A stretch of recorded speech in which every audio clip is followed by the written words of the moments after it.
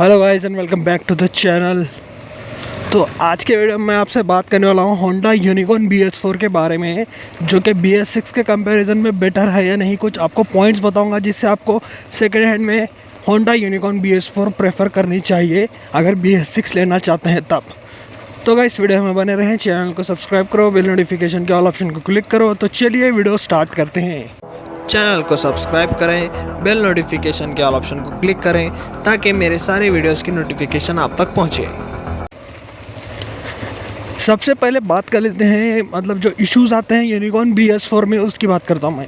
Unicorn BS4 के issues ये हैं कि इसके अंदर आपको फुल डिजिटल मीटर नहीं आता, जो कि BS6 में भी सेम है, और रियर में डिस्क ब्रेक नहीं आता, वो भी BS6 में सेम है। अब ये बेटर क्यों है? अगर आप दोनों बाइक को राइड करेंगे तो आपको जो BS4 मॉडल है, हालांकि इसके अंदर कार्बोरेटर आता है, लेकिन इसका जो पंच है जब आप इसे एक्सेलरेट करते हैं, जैसे मैं इसे एक्सेलरेट करता हूँ, ये पावर डिलीवरी बहुत अच्छी देता है, मतलब तगड़ी पावर डिलीवरी मिलती है। ऐसा नहीं कि यूनिकॉर्न BS6 में उतनी कम है, मतलब इससे थोड़ी कम लगती है। ऐसा लगता है कि पिकअप इसका बहुत अच्छा है उसके सामने। और दोनों को आप साइड बाय साइड राइड करेंगे तो आपको समझ में आएगा कि वो बाइक ज़्यादा स्मूथ है, लेकिन इतनी फास्ट नहीं भागती वो जितना ये भागती है। जैसे कि अब मैं दिखाता हूँ आपको, 30-40 ऐसे ही पहुँच जाती है। और दोनों बाइक में ABS आता है सिंगल चैनल। तो ब्रेकिंग तो दोनों में सेम ही आती है, ऐसा कुछ एडवांस नहीं है दोनों में, कि डिफरेंस सिर्फ इंजन का है। और क्वालिटी लेवल्स मैं कहूँगा बिल्ड क्वालिटी में थोड़ा बहुत डिफरेंस लगा मुझे, मैं बाद में गौर से देखा उस बाइक को, तो इसके अंदर जो बिल्ड क्वालिटी मिलती है मुझे अच्छी लगी उसके कंपैरिजन में, क्योंकि इसके अंदर जो इंडिकेटर मिलते हैं वो अच्छी क्वालिटी के मिलते हैं। जैसे कि पुराने मॉडल में ये यूनिकॉर्न के आते थे ना, BS4 मॉडल में अच्छी क्वालिटी के आते हैं, और नई यूनिकॉर्न जो BS6 है उसके अंदर आपको नॉर्मल से आते हैं, सिंपल से। जैसे कि आपको इसमें मिलते हैं, क्या पता, लीवो, होंडा लीवो 110 सीसी वाली बाइक के इंडिकेटर्स आपको उस बाइक में मिलेंगे तो अच्छा नहीं लगेगा। हालांकि आप 1,34,000-35,000 प्राइस पे कर रहे हैं यूनिकॉर्न BS6 के वास्ते।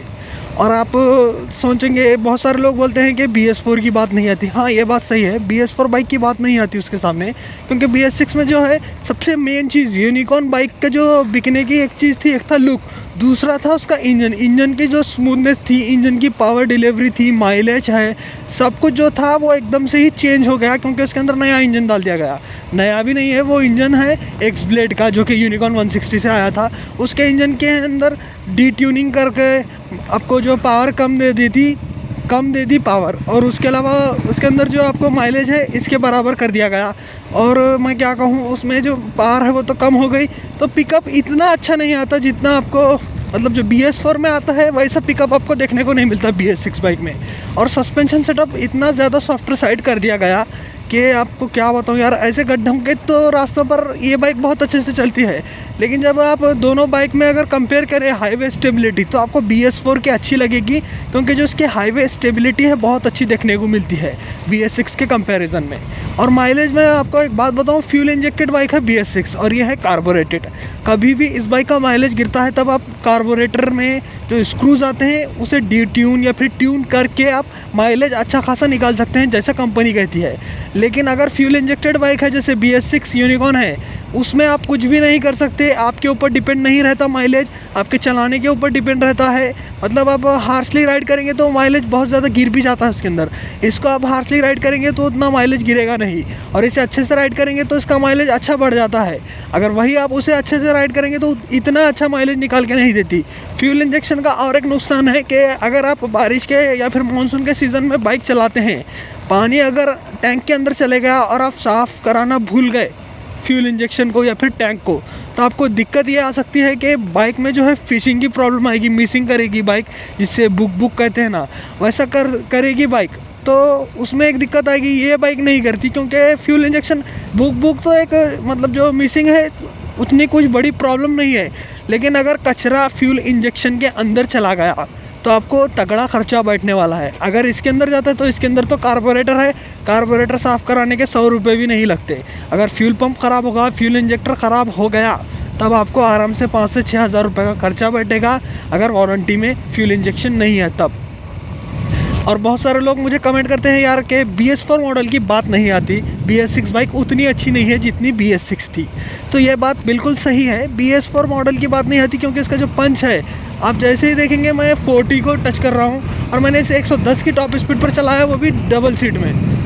और इसकी स्मूथनेस भी अच्छी खासी आती है, उतनी स्मूथ नहीं है लेकिन आपको अच्छी खासी स्मूथनेस देखने को मिल जाती है। बाइक आप सिटी में राइड करो, कहीं पर भी राइड करो, BS6 के कंपैरिजन में BS4 मॉडल बहुत ज़्यादा मतलब जो पंच है अच्छा देती है। और इस बाइक में एक बात बताऊँ आपको, एक स्ट्रॉन्ग फीलिंग आती है पावर की। BS6 बाइक में मतलब जो BS6 यूनिकॉर्न है उसमें एक तो स्मूथनेस ज़्यादा हो गई लेकिन उतना ज़्यादा स्ट्रॉन्ग फीलिंग नहीं आती। होंडा की बाइक्स में कैसा एक स्ट्रॉन्ग फीलिंग आती है, जैसे एक्सेलरेट करते हैं तो जो ठक ठक ठक ठक जो आवाज़ आती है, इंजन जो हिलता रहता है, वो आपको पता चलता है कि इंजन बहुत अच्छे से वर्क कर रहा है। तो BS6 में उतना ज़्यादा पता नहीं चल रहा है, जैसे कि होंडा हॉर्नेट और एक्सब्लेड कैसे चलते हैं वैसा। अब यहाँ पर सस्पेंशन सेटअप भी अच्छा मिल जाता है, इसीलिए ऐसे रास्ते पर आ गए अपन। तो वो एक फीलिंग की कमी लगी मुझे BS6 मॉडल में। और BS4 मॉडल तो अच्छा ही आता है, आपको पता है डैज़लर आती थी सेम इंजन पर, और इसी इंजन पर होंडा की नहीं, हीरो होंडा CBZ एक्सट्रीम भी आती थी। तो इंजन में जो परफॉर्मेंस अच्छी मिलती है और साउंड में भी चेंजेस है। इसका जो साउंड आता है यूनिकॉर्न BS4 का, आपको सुनाता हूँ मैं।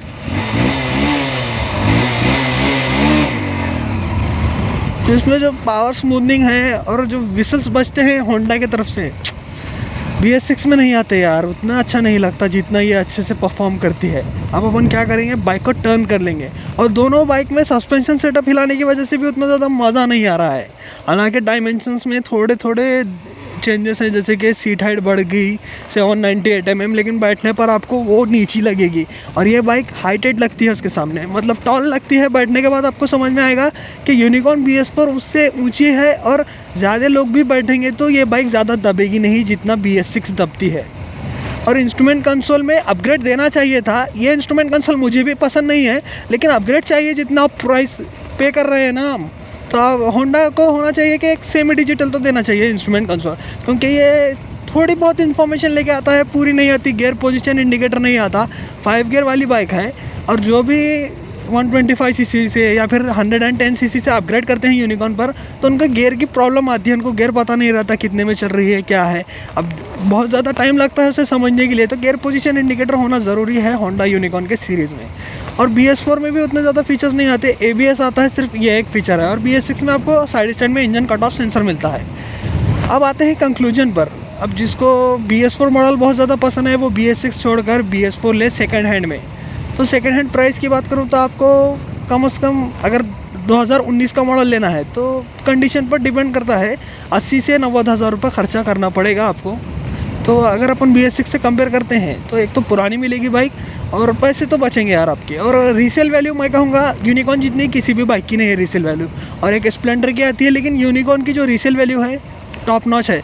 अगर आप 1-2 साल यूज़ करके भी बेचेंगे तो आपको 10-20 हज़ार का भी नुकसान नहीं होगा। अच्छा खासा रीसेल वैल्यू आती है, और माइलेज भी अच्छा आता है। और मेंटेनेंस कॉस्ट भी बता दूँ तो मेंटेनेंस कॉस्ट मैं कहूँगा यूनिकॉर्न BS4 का BS6 का 100 से 200 रुपये का डिफरेंस आता है। यूनिकॉर्न BS4 की जो सर्विस कॉस्ट आती है, मैंने अभी तक भी ये बाइक लोकल मार्केट में या फिर लोकल मैकेनिक के हाथों ये नहीं करवाई, मतलब ट्यूनिंग नहीं करवाई, कभी सर्विस नहीं करवाई। हमेशा मैं अथोराइज सर्विस सेंटर में कराता हूँ, तो मैं वहाँ पर सभी के सर्विस प्राइस, सर्विस कॉस्ट देखता रहता हूँ। तो BS4 की जो मुझे पड़ती है 750 रुपये से लेकर 800 रुपये के बीच में पड़ती है। और BS6 की भी तकरीबन 900 से 950 रुपये आती है सर्विस कॉस्ट। होंडा ने इंजन ऑयल्स की प्राइस बढ़ा दी है, इसकी वजह से सर्विस कॉस्ट बढ़ गया है। और ना इससे पहले मैं जब सर्विस कराता था इस बाइक को तो मुझे 500 से 600 रुपये खर्चा आता था, और BS6 मॉडल में भी सेम खर्चा आता था। तो BS6 का इंजन ऑयल ज़्यादा महंगा कर दिया, और BS4 का भी थोड़ा महंगा कर दिया। लेकिन अगर अपन आफ्टर मार्केट लेते हैं मतलब इंजन ऑयल, तो मैं लिक्विड ऑयल तो बहुत महंगा आता है। आपको मोटिवल सजेस्ट करूँगा, सेमी सिंथेटिक लेना चाहिए। मैं भी अब नेक्स्ट टाइम डालने वाला हूँ मोटिवल का सेमी सिंथेटिक इंजन ऑयल। तो गाइस आज के वीडियो में मैंने आपको, अरे क्या झटके लग रहे हैं। तो गाइस आज के वीडियो में मैंने आपको होंडा यूनिकॉर्न BS4 प्रेफर करनी चाहिए या नहीं BS6 के सामने सेकंड हैंड में, ये सब वीडियो में आपको डिटेल में पता चल गया होगा। तो गाइस ऐसे ही वीडियोस देखने के लिए चैनल को सब्सक्राइब करो, बेल नोटिफिकेशन के ऑल ऑप्शन को क्लिक करो, इस वीडियो को लाइक करो, अपने दोस्तों के साथ शेयर करो।